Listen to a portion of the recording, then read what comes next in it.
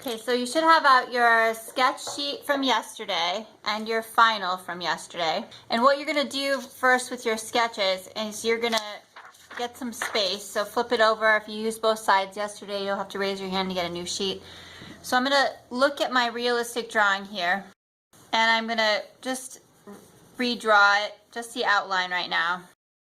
For the final, you're actually gonna trace this to start off with, but this paper is too thick, so you're just going to sketch it as best you can to get going.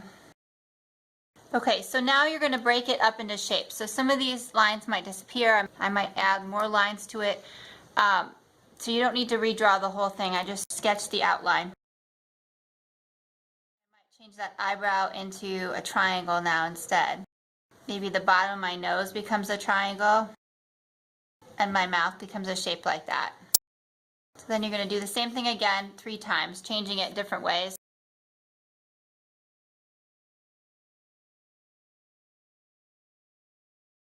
With your 3 sketches, they should be variations, but actual changes should be made in them, not you're basically redrawing the same thing again.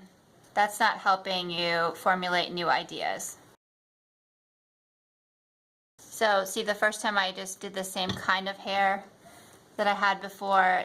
Now I've changed the hair and changed these shapes.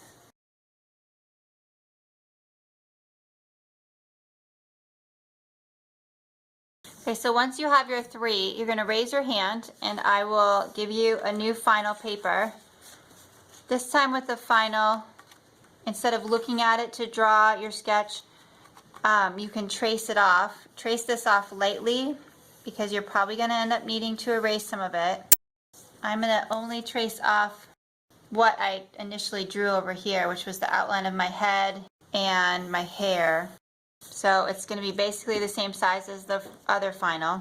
And I think I'm going to actually choose this face, but this hair. So that face, but this way of doing the hair.